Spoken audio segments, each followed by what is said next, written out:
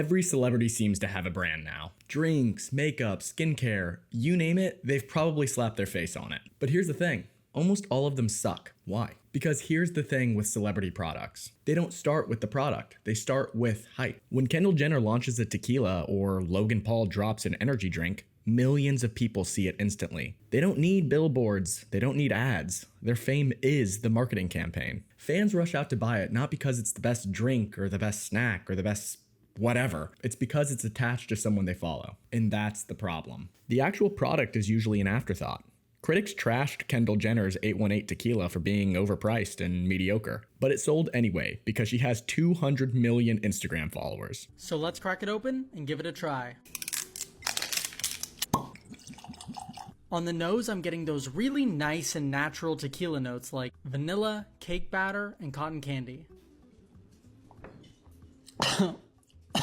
I can't even pretend. This is just bad tequila. It's artificial, astringent, and just tastes horrible. That's the formula. Hype first, quality later, if ever. It works in the short term, but eventually people realize this stuff isn't good, it's just famous. Most celebrity brands aren't real businesses, they're cash grabs. And the playbook is always the same. A famous face on a product that already exists, flood it with marketing and hope it sells before people realize it's nothing special. Take Logan Paul and KSI's Prime Energy. It exploded overnight. But behind the scenes, it was developed and manufactured by Congo Brands, the same private label company that cranks out dozens of other drinks. Logan Paul and KSI didn't invent a new formula, they just gave it hype. Or look at Hailey Bieber's Rhode Skin. Critics pointed out that the products were almost identical to cheaper drugstore formulas, but with minimalist packaging and her name attached, suddenly you're paying triple. And then there's Travis Scott's Cacti hard seltzers. It sold out instantly when it launched, but customers quickly realized it tasted like every other seltzer on the shelf. The hype burned out,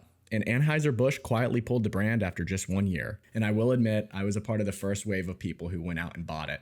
It came out when I was in college, and I thought it was the coolest thing ever. Anyways, these companies aren't companies being built from the ground up. They're plug-and-play products with celebrity branding. And once the hype fades, there's usually nothing left to keep people buying. Another big reason why celebrity products almost always flop? It's because the people behind them have almost no expertise on it. Celebrities are entertainers, not chefs, not mixologists, not skincare chemists. When they try to make a product in a category they don't really know, the results are predictable. Take Emma Chamberlain's Chamberlain coffee. It's trendy, yes, but she didn't roast the beans herself. The brand outsourced everything to co-packers and consultants. The celebrity is the billboard, the product is secondary. Then there's Justin Bieber's Drew House clothing collab. The pieces generated hype on Instagram, but reviewers complained about inconsistent sizing, cheap fabrics, and poor construction. The brand relied on his fame, not his designing expertise. When celebrities skip out on experts and rely on their own fame, the product rarely stands on its own. And that's why the hype eventually dies. People know the difference between a brand built for attention and a brand built for quality. Even the most hyped celebrity products can flop if the supply chain fails. Inconsistent batches, shipping delays, and damaged goods can kill a launch fast. On the flip side, some do get it right. Rihanna's Fenty Beauty nailed it. Every launch was seamless, stock met demand, and the formulas were genuinely high quality. The hype lasted because the products actually delivered.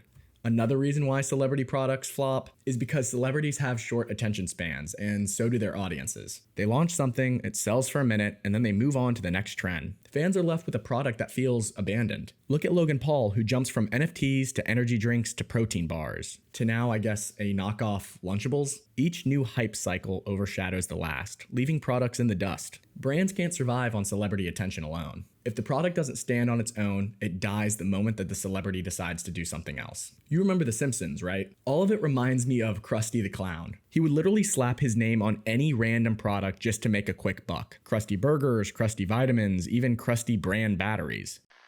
I heartily endorse this event or product. This is the exact same thing. But the crazy part is that it actually works. We laugh at Krusty for doing it, but we're still buying the celebrity versions in real life. Here's the thing, when every celebrity has a product, it stops feeling special. Oversaturation isn't just a buzzword, it's a real problem. In 2024 alone, 47 celebrity-backed brands shut down, with an estimated $450 million evaporating. Take Kevin Hart's vegan fast food chain, Hart House. It launched with fanfare in 2022, but closed all locations by 2024. Hart's vegan fast food chain restaurant has abruptly closed. According to LAeater.com, Hart House shut down all 4 of its locations this week in Hollywood, Westchester, Monrovia, and University Park South. The market was flooded with plant-based options, and without a unique edge, it couldn't stand out. And consumers are savvy. When they see the same faces behind every new product, the novelty wears off. Without genuine innovation or a compelling story, even the most famous names can't keep the trust of their audience. But here's the reason why these products just keep selling. Most of them are in categories where it's almost impossible to tell what quality even is. Coffee, alcohol, skincare. All of them rely on perception more than performance. The average consumer can't tell the difference between a $20 bottle of gin and a $50 one. And that's why celebrity brands love these industries. They can mark up the price like crazy, throw in some buzzwords like small batch or clean ingredients, and fans will assume it's premium. Take Aviation Gin, for example. Ryan Reynolds built the brand on clever marketing and humor, not necessarily on a revolutionary recipe. And of course, 1.5 cups of Aviation American gin. Not too much. As this chills for an hour, you'll want to spend that time reflecting on everything your mom has done for you over the years. I don't see any coasters. Or just add champagne while it's warm and drink the ever-loving out of it. But it worked because people bought into the story. It felt expensive, even if the difference was mostly packaging and personality. And since we're already talking about alcohol, let's be honest, Casamigos isn't exactly top shelf quality either. Yeah, it sold for $1 billion, but that doesn't mean it's good. Most tequila fans will tell you Casamigos tastes overly sweet, artificially smooth, and loaded with additives that mask what real tequila should taste like. It's basically tequila for people who don't even like tequila. But that's the magic of celebrity branding. George Clooney made it feel luxurious, approachable, and safe. The product didn't have to impress tequila purists, it just had to make the average buyer feel cool ordering it. You are a celebrity. So basically what's gonna happen is there's product here. And this is where you end up, right here. If you can communicate this product, you can make money off the product. Because look at Gaga. She's the creative director of Polaroid. I like some of the Gaga songs. What the f does she know about cameras? That clip pretty much sums it up. And something I haven't mentioned yet, notice how all of these products can't be objectively measured in quality. You can't measure smooth skin or premium taste or better aroma.